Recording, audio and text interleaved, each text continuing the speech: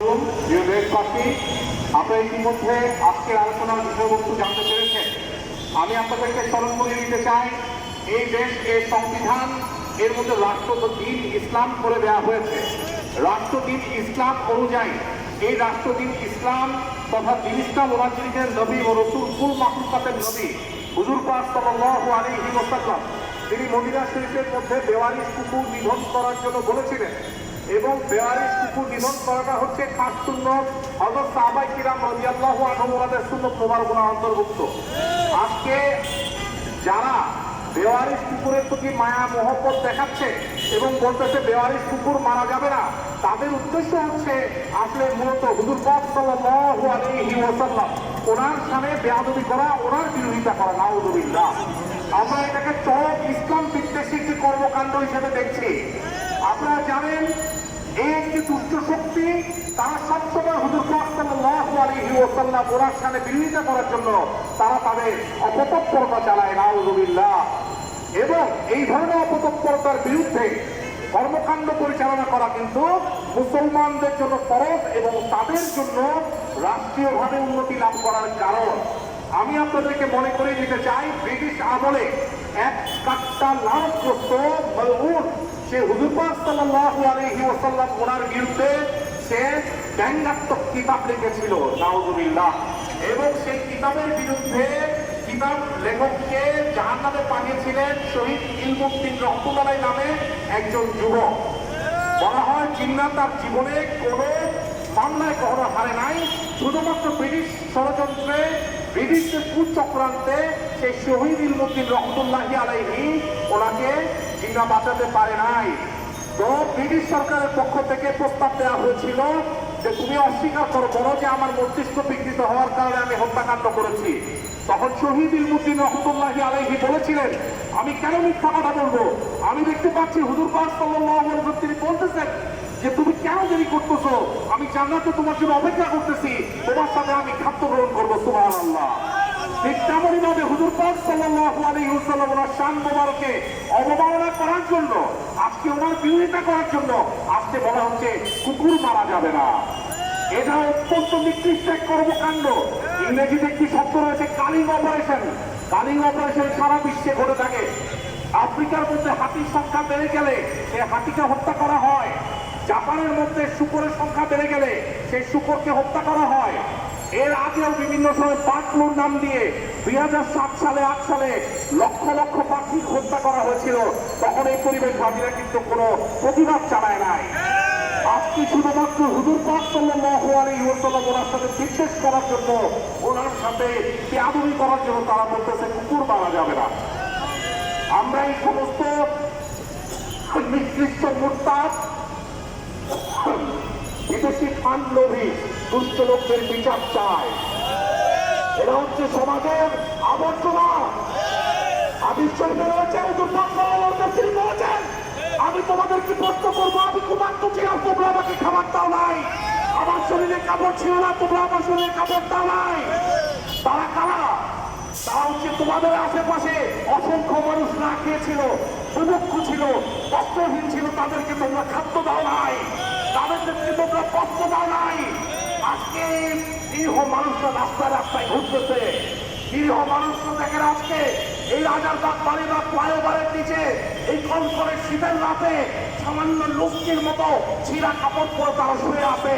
তোমরা এত বড় মানুষের জাত, তোমাদের হাতে এই নিরীহ মানুষ ঘোরার জন্য কোনো কম্বল ওঠে নাই। তোমাদের হাতে এই নিরীহ মানুষ ঘোরার সেবার জন্য কোনো কাপড় ওঠে নাই। এরা দিনের পর দিন না খেয়ে থাকে, ক্ষুধার কষ্টে এরা ডাস্টবিন থেকে খাবার তুলে খায়। আর তোমরা 5000 ডিম বানাইছো, তোমরা সেন্ট মার্টিন নারকেল দ্বীপের মধ্যে পাঠিয়েছো কুত্তাকে খাওয়ানোর জন্য।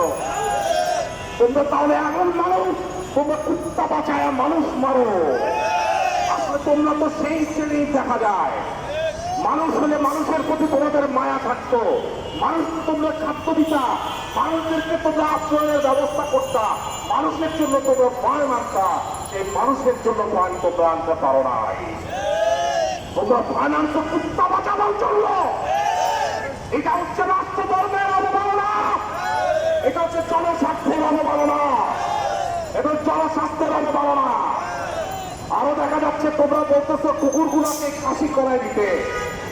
তোমরা তো মানুষ দাবি করো, তোমাদেরকে আজকে আমি খাসি বা বন্ধা বানাই দিব। তোমাদের কাছে কেমন লাগবে? ঢুকে ঢুকে মৃত্যুর দিকে চলে যেতে হবে। একটা প্রাণীকে তোমরা খাসি বানায় নিষ্ঠুর ভাবে তার শরীরের অঙ্গহানি ঘটাচ্ছ, তার শরীরের মধ্যে হরমোনাল ইমব্যালেন্স ঘটাচ্ছ, সে স্মৃতিশক্তি ভ্রষ্ট হচ্ছে এবং আশেপাশের লোকজনকে কামড় দিয়ে মেরে ফেলতেছে। আপনি ইউটিউবে সার্চ দিবেন dog piece human in Bangladesh লিখে সার্চ দিবেন, লক্ষ লক্ষ ভিডিও পাবেন। প্রতি বছর, প্রতি মাস, প্রতিদিন বাংলাদেশের মধ্যে কুকুরের দ্বারা মানুষ কামড় খাচ্ছে, আহত হচ্ছে, অনেকে পানি আতঙ্ক রোগে আক্রান্ত হচ্ছে, হাইড্রোফোবিয়ার মধ্যে আক্রান্ত হচ্ছে। মানুষ হয়ে তারা কুকুরের মতো আক্রমণ করতেছে। এই মানুষগুলার হত্যার দায় তোমাদেরকে নিতে হবে। এতগুলি মানুষকে তোমরা আতঙ্কিত করতেছো, আমাদের বাচ্চাদেরকে আমরা বাড়ি ফেলতে দিতে পারি না, কুত্তার ভয় লাগে। তোমরা কুত্তাদেরকে আমাদের উপর চাপাই দিতে চাও, তোমরা বেওয়ারিশ কুকুরের প্রতি মায়া কান্না দেখাও। এই বেওয়ারিশ কুত্তাগুলাকে নিয়ে তোমরা তোমাদের ঘরের মধ্যে গিয়ে ডাইনিং টেবিলে বসে বসে খাওয়া দাওয়া করো। আরো বেশি যদি সব থাকে তাহলে কোরিয়ান স্টাইলে কুত্তা রোজ করে খাও গিয়া। আমাদেরকে মুক্তি দাও। আমরা কোনো কুকুর পালতে পারবো না, আমরা কোনো বেওয়ারিশ কুকুর রাস্তায় ঘুরতে দিতে পারবো না। এটা মানবাধিকারের লঙ্ঘন, এটা জননিরাপত্তার লঙ্ঘন, এটা এক ধরনের নষ্টামি। আমেরিকার উদাহরণ দাও, ইউরোপের উদাহরণ দাও, ওইখানে বেওয়ারিশ কুত্তা পেলে পাড়ার মধ্যে ফাঁস লাগিয়ে কুত্তগুলোকে কভার ভ্যানের মধ্যে ঢুকিয়ে তাদেরকে নিয়ে যাওয়া হয়, নিয়ে গিয়ে তাদেরকে একটা জায়গায় তারা রেখে দেয়। কুকুরের প্রতি তোমাদের যখন এত মায়া, এত দয়া, দয়া করে তোমরা এই কুত্তাকে রাস্তার মধ্যে ছেড়ে দিও না। এই কুত্তাদেরকে, এই বেওয়ারিশ কুকুরকে তোমাদের ঘরের অধিবাসী বানাও। কুশন কুশল লাগায় রাখবা জানলার মধ্যে, দরজার মধ্যে, যাতে কুত্তার ঘেউটা শুধুমাত্র তোমরাই উপভোগ করতে পারো। তোমরা স্বাধীন বাংলাদেশের মধ্যে পাইছো নাকি? তোমরা মনে করছো বিদেশ থেকে পান পাবা, এই দেশের মানুষকে তোমরা জরাজীর্ণ করবা, আর এই দেশের মানুষকে ওরা নির্দেশনার বিরুদ্ধে নিয়ে যাবা। এটাই কি তোমাদের এই শয়তানি উদ্দেশ্য? হুজুর পাক সাল্লাল্লাহু আলাইহি ওয়াসাল্লাম তিনি মদিনা শরীফ থেকে কুকুর নিধন করতে বলছেন।